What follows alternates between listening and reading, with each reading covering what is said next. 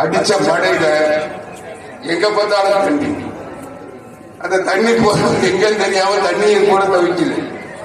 இவங்க ஒருத்தனும் வெளியே வரல.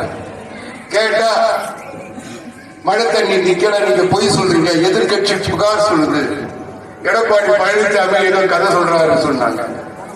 கடைசி 3 நாள் தமிழ்நாடு முழுவதும் மழை, குடியிருப்பு பகுதிகளெல்லாம் மழை நீர் தத்தளிச்சு. எந்த காலத்திலாவது டி நகர்ல தண்ணி தேங்குமா? சூளைமேல தண்ணி தேங்குச்சா? கொடுங்கையூர்ல தண்ணி தேங்குச்சா? கேட்டா நாங்க எல்லாம் தூர்வாரிட்டோம். 40,000 கோடிகளை எல்லாத்தையும் தூர்வாரிட்டாங்க. எல்லா கோடியும் முடிஞ்சிருச்சு, 90% முடிஞ்சிட்டோம்னு சொன்னாங்க. அதுக்கப்புறம் கேட்டா சொல்றான், நாங்க இல்ல 20% தான் வேலை செஞ்சோம், மீதி பணத்தை பத்திரமா வச்சிருக்காங்க. ஆனா முண்டம் பத்திரமா வச்சிருக்காங்க. பணத்தை ஒதுக்கீடு செய்து மழைக்கு முன்னால் புனரமைப்பு பணிகளை, தூர்வாரும் பணிகளை, கால்வாய் பணிகளை செய்வதற்கு ஒதுக்கப்பட்ட பணத்தை செலவழிக்காம வச்சிருக்கோம் சொல்லி நேரம் சொல்றாரு. அப்புறம் என்ன முன்னெச்சரிக்கை நடவடிக்கை செஞ்ச? பணத்தையே செலவழிக்கிறேன் சொல்ற, அப்புறம் எதுக்கு மக்களுக்கு வாக்குறுதி கொடுத்த தண்ணி நிற்காது? நீங்க சாதாரணமாக மழை நேரங்களில் இப்படிப்பட்ட பாதிப்பு வரும். எங்க ஆட்சியை வந்திருக்கு, நாங்க இல்லைன்னு சொல்றாங்க.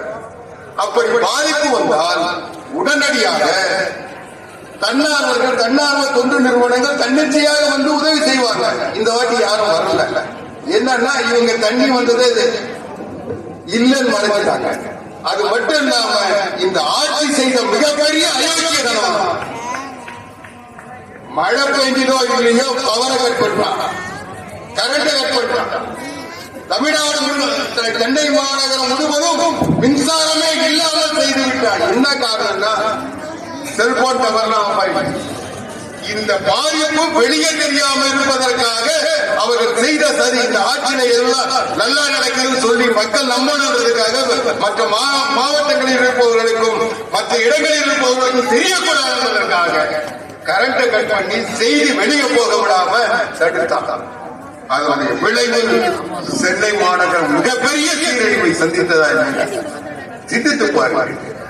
எப்படிப்பட்ட ஒரு கையாளாத பொம்மை இந்த நாட்டோட முதலமைச்சர். அதை கேட்ட ஒரு அதிகாரி சொன்னார், என்னங்க முதலமைச்சர் இனிமே வரலையா, மழை நேரத்தில் காணும்.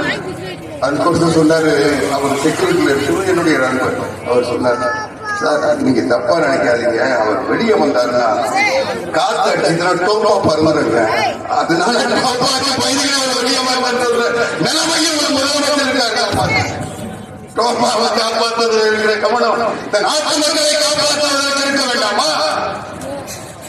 ஒரு முதலமைச்சர் மழை, தண்ணி, வெள்ளம், மக்கள் அவதிப்படுறாங்க, ஒரு டோப்பாவை பார்த்துட்டு விட்டா மிராசு போல தண்ணி கால தண்ணி படாம இருக்கிறன்னு சொன்னா அண்ணன் எடப்பாடியார் அவர்கள் நீங்க பார்த்திருக்கீங்க. நான் பேசிட்டே இருந்தா நேரம் ஆயிட்டு இருக்கு. இதே அவருடைய ஆட்சி காலத்தில் மழை வந்தது. சம்பரம்பாக்க ஏரியில ராத்திரி 12 மணிக்கு அண்ணன் எடப்பாடியார் ஆணையிட்டார். அவர் முதலமைச்சரா? டோப்பா கண்ட போது வீட்டுல போட்டு தூங்குற கேட்டா சேகர் பாபு சொல்றாரு, ராத்திரியெல்லாம் எங்களை தூங்க விடல. முதலமைச்சர் எங்களுக்கு ஆணை பிறப்பித்துக் கொண்டே இருந்தார். ராத்திரியெல்லாம் ஆணை பிறப்பிச்சாரா? என்னன்னா செல்போன்ல ஆணை பிறப்பு. சென்னையில செல்போன் வேலை செய்யல, ஆனா இவர் செல்போன்ல ஆணை பிறப்பிச்சார். சிந்தித்து பாருங்கள்.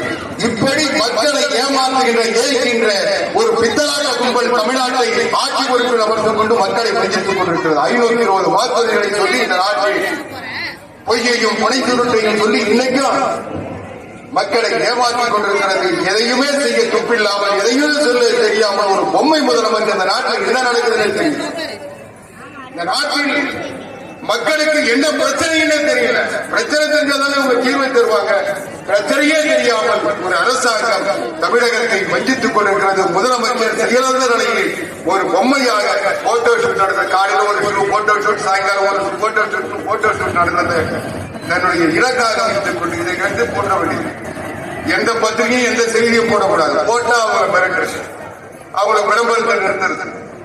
எப்படி சட்டசபையில எடப்பாடியார் சொல்ல மைக் ஆஃப் பண்ற சபாநாயகரும் அது போல பத்திரிகையில ஏதாவது போட்டு அதை ஆஃப் பண்ணிடுவாங்க. அந்த டிவி தெரியாது, அந்த டிவியை கூப்பிட்டு மிரட்டுறது. அந்த டிவியை ஏதாவது ஒரு டிவில அந்த மழை நேரத்தில் காட்டுற டிவி நியூஸ் 7 நினைக்கிறேன், நியூஸ் 7 கட் பண்ணிட்டாங்க. அடுத்த நாள் தெரியல.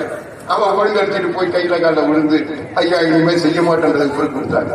இது இப்படி ஒவ்வொருவரையும் இன்றைக்கு மிரட்டி எத்தனை நாளைக்கு பணி வைப்ப. நான் கமலஹாசனா படம் ஒன்றுன்றதுக்காக ரெட் லைட் மூவி விட்டுட்டு போய் வந்து கொடுக்கறத கொடுக்க வந்து உட்கார்றதுக்கு இந்த நாட்டில் எதையும் தாங்குகின்ற அனைத்து இந்திய அண்ணா திராவிட முன்னேற்ற கழக தொண்டர்கள் அண்ணன் ஆதியாரை போன்றவர்கள் எந்த எதிர்பார்ப்பும் இல்லாமல் எந்த பதவி எங்களுக்கு கிடைக்கின்ற நம்பிக்கை கிடையாது, எதிர்ப்பு இல்லை. ஆனால் புரட்சி தலைவர் எம்ஜிஆர் உருவாக்கிய இந்த இயக்கம் ஆள வேண்டும் என்று புரட்சி தலைவர் அம்மா அவர்கள் கட்டி காப்பாற்றிய இந்த இயக்கம் ஆட்சிப்படத்தில் அமர வேண்டும் என்று உழைக்கின்ற தொண்டர்களை கொண்ட எந்த அனைத்து இந்திய அண்ணா திராவிட முன்னேற்ற கழகம் இருக்கின்ற வரை தமிழ்நாட்டில் ஸ்டாலின் இல்ல, உதயநிதி இல்ல, அவங்க அப்பன் கருணாநிதியே பொருந்து வந்தாலும் அண்ணா திமுகவை ஒன்றும் செய்ய முடியாது. அடுத்த ஆட்சி அனைத்து அண்ணா திராவிட முன்னேற்ற கழகம், அடுத்த முதலமைச்சர் அண்ணன் எடப்பாடி. நான் இன்னும் சொல்றேன், நீங்க புரட்சி தலைவர் எம்ஜிஆரை பார்த்திருப்பீங்க, புரட்சி தலைவி அம்மாவையும் பார்த்திருப்பீங்க, பேரறிஞர் அண்ணாவையும் பார்த்திருப்பீங்க. இவங்க 3 பேரும் சேர்ந்து செய்த கலவை அண்ணன் எடப்பாடியார், புரட்சி தமிழர் எடப்பாடியார். நீங்க செய்ய வேண்டிய ஒரே கடமை, இன்னும் 2 மாசத்துல நாடாளுமன்ற தேர்தல். போன தேர்தலில் சொன்ன மாதிரி பொய்ய சொல்லிட்டு வாக்குறுதிகளை கொடுத்துக்கிட்டு அதை செய்யறேன் இதை செய்யறேன்னு சொல்லிட்டு ஏமாத்திட்டு இருப்பான். ஏற்கனவே 38 நாடாளுமன்ற உறுப்பினர் போய் இந்த 4.25 வருஷமா ஒன்னும் கிடைக்கல, ஒருத்தனை எழுத்து கேட்கல, தமிழ்நாட்டுக்கு எந்த பிரச்சனையும் தீர்வு காணல. ஒரு எய்ம்ஸ் மருத்துவமனையை கட்டணம் சொன்னாங்க, அது ஏன் கட்டணம் கேட்கறது கூட ஒரு நாடாளுமன்ற உறுப்பினர் டெல்லியில இல்ல. சிந்தித்து பாருங்கள். இன்னைக்கு தமிழ்நாட்டின் பிரச்சனைகளுக்காக நாடாளுமன்றத்தில் குரல் கொடுப்பதற்கு நாதி இல்ல. கழகத்துடைய பொதுச் செயலாளர் எடப்பாடியார் அவர்கள் சொன்னதை போல எந்த தேசிய கட்சியும் தமிழ்நாட்டுக்கு நன்மை செய்யாது.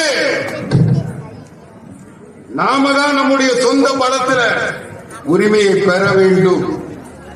இணக்கமாக இருக்க வேண்டிய நேரத்தில் இணக்கமாக இருந்து, எதிர்த்து போராட வேண்டிய நேரத்தில் போராடுகின்ற தைரியத்தோடு போராடுகின்ற ஒரு தலைவர் அண்ணன் எடப்பாடியார். இன்னைக்கு பேசுகின்ற பொழுது மரியாதைக்குரிய அருமை என்ன ஆதியார் அவர்கள் சொன்னதை போல எய்ம்ஸ் மருத்துவமனையை நாம் அனுமதி வாங்கணும், ஆனா செயல்படுத்த இந்த ஆட்சியாளர் முடியல. 38 நாடாளுமன்ற உறுப்பினருக்கு துப்பில்ல. ஆனால் தமிழ்நாட்டின் மரியாதைக்குரிய அருமை என்ன ஆதியார் அவர்களும் அருமை சகோதரர் சபாபதி அவர்கள் சொன்னதை போல தமிழ்நாட்டில் ஒரே ஆண்டில் 11 மருத்துவக் கல்லூரிகளை கொண்டு வந்தவர் அண்ணன் எடப்பாடியார். அதை விட ஒரு ரகசியம் உங்களுக்கு தெரியுமா?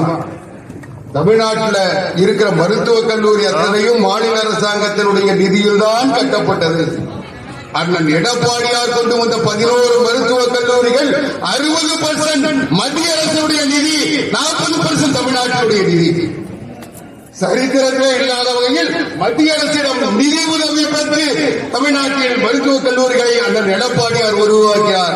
இதுக்கு இணக்கமாக இருந்ததுக்கு நாங்க அடிமைகள், ஊமைகள், அவங்களுக்கு பாதல் தாங்கிகள் எல்லாம் சொன்னீங்களே முந்தங்களா, நீங்க எதிர்த்து நின்று என்ன செஞ்சிருக்கீங்க? என்ன இன்னைக்கு போய் சொந்த பிரச்சனைனா போய் கவர்னர் கிட்ட காலில் விடுறா, காசு கொடுக்கிறான். ஆனா அரசியல் வந்தா வெளியே வந்து கவர்னர் எதிர்க்கிறான். டெல்லிக்கு போற அமித்ஷாவை பார்த்து பேசுறான், பிரதமர் கிட்ட கேட்கிறான். ஆனா அரசியல் தமிழ்நாட்டுக்கு ஒண்ணுன்னா போய் நிற்க மாட்டான். இதுபடி ஒரு தமிழ்நாட்டை வஞ்சிக்கின்ற இந்த நாட்டில் இருக்கின்ற எல்லாவற்றையும் அரசியலாக்குகின்ற ஒரு கொள்ளை கூட்டம் தன்னுடைய குடும்பத்தை கொடுக்க வைப்பதற்காக தன்னுடைய வாரிசுகளுக்கு ஆட்சி அதிகாரம் பெறுவதற்காக இன்றைக்கு ஒரு கும்பல் தமிழ்நாட்டின் ஆட்சி அதிகாரத்தை அபகரித்துக் கொண்டிருக்கிறது. இதை மாற்றுகின்ற நாள் வருகின்ற நாடாளுமன்ற தேர்தல் நாள். இந்த தேர்தலில் நீங்கள் அளிக்கின்ற ஒவ்வொரு வாக்கும் எங்களுக்கு ஒரு கவலை இல்லை. இந்தியாவை யார் ஆள வேண்டும் என்பதை பற்றி அக்கறை இல்லை, அதை அவங்க பார்த்துக்கிட்டோம். யார் பிரதமராக வர வேண்டும் என்பதை பற்றி எங்களுக்கு கவலை இல்லை, யார் வேணா வரட்டும். ஆனால் யார் வந்தாலும் தமிழ்நாட்டுக்கு நன்மை செய்கின்றவர்களை ஆதரிப்போம், எதிர்ப்பவர்களை எதிர்த்திருப்போம். அதற்குரிய வல்லமை எங்களுக்கு இருக்கிறது. எனவே அதை பற்றி எங்களுக்கு கவலை இல்லை. எங்களுக்கு இருக்க ஒரே கவலை தமிழ்நாட்டை பிரித்திருக்க சரிய ஒழியணும். அதுக்கு இந்த நாடாளுமன்ற தேர்தலில் நாங்கள் வழிவகை காண வேண்டும். அதற்கு நீங்கள் எல்லாம் வருகின்ற நாடாளுமன்ற தேர்தலில் அனைத்து இந்திய அண்ணா திராவிட முன்னேற்ற கழக வேட்பாளரை எங்களுக்கு யார் கூட்டணி, யார் பின்னணி, யார் முன்னணி எங்களுக்கு கவலையே இல்லை.